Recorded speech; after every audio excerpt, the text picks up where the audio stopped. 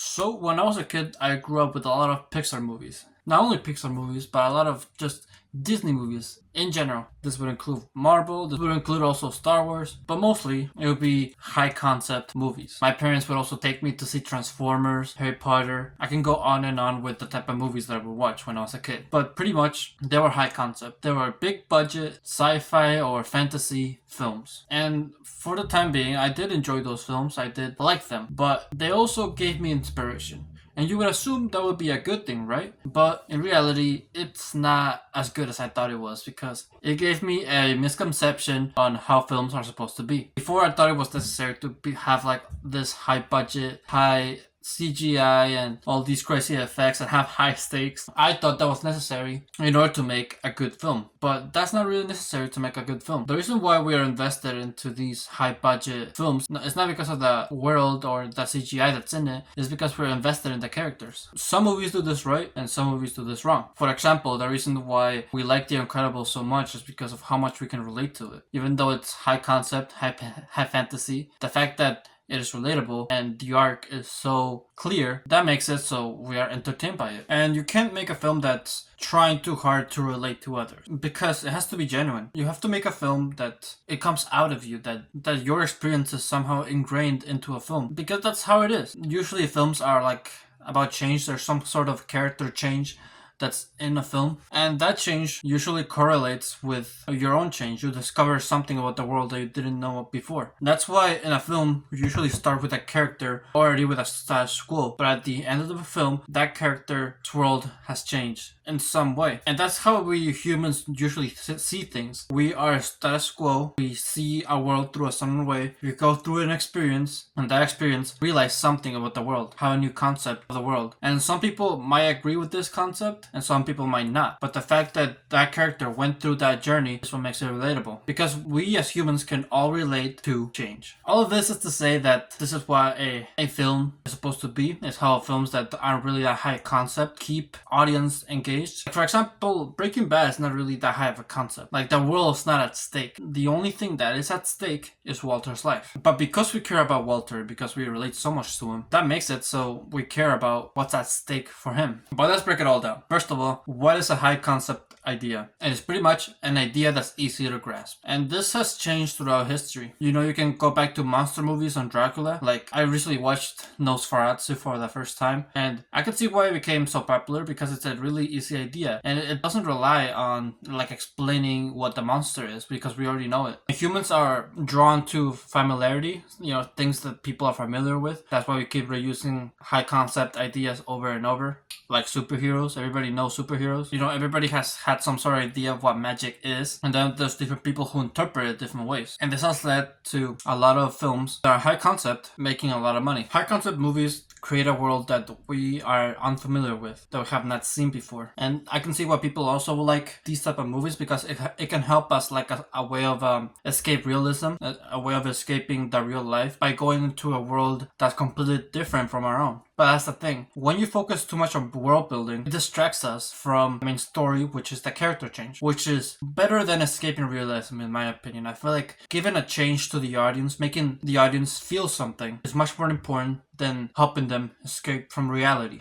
Because right now, in today's world, we already have a lot of stuff that can help us escape reality. We have YouTube, we have video games, we have drugs, and we have like thousands upon thousands of movies that are just focused up on entertainment. There's also social media like Instagram and shorts and all that. So my point is that there's already a lot of ways in which we can distract ourselves and escape from realism in the modern world. That's why it's ideal for the modern filmmaker to make films that make the audience feel something, or maybe make them change in a certain viewpoint about reality. You know, either make them feel sad, make them feel happy, make them feel some sort of like maybe anger too. Like, humans are drawn to emotion, and that's why film has been so popular, is because that's what it does. It makes you feel emotion. And certain movies focus on different type of emotions. For example, comedy is mostly drawn towards happiness. Dramas are mostly focused on making you sad, making you cry. And, you know, you don't have to be a certain genre in order to evoke the emotion, but some genres are known for giving some sort of emotion. Like, horror movies are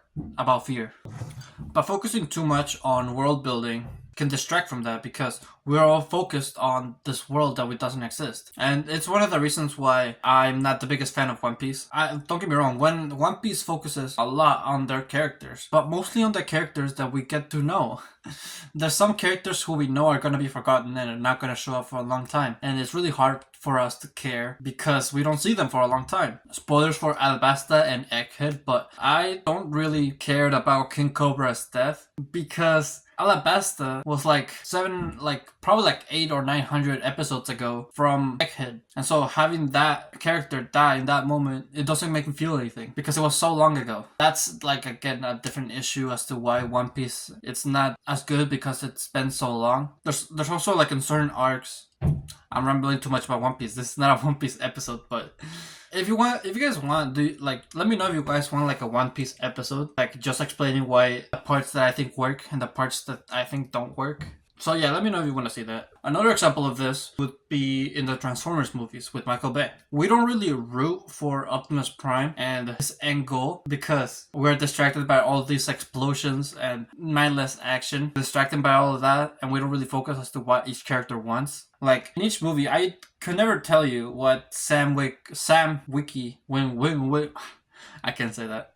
We don't know what Sam wants, okay? Besides getting laid. And even though when he gets that, then the next movies don't really give him a really relatable goal. And neither do Optimus Prime, which is the second main character. He doesn't really want a relatable goal because his goal has already kind of been achieved. He wants to rescue the planet, save the world from an alien invasion from his own people. I don't know. I don't think a lot of people relate to that. I don't think there's a lot of people who see Michael Bay Optimus Prime and say, oh yeah, that's me. No. Transformers 1 is a movie where it makes Optimus a lot more relatable. We can relate to exploring parts of the world that we have not done before.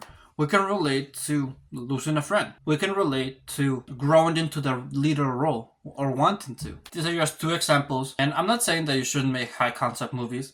I think it could be a lot of fun, but I recommend getting into these type of movies once you already have the skill or storytelling and characters right. Because if you don't, you're gonna end up with a Fast and Furious. You're gonna end up with a Transformers, and those type of movies work for their time, but not anymore. There's more people being more critical now. There's more influencers too that are speaking out about bad movies and literally saying, hey, don't watch this because it's bad.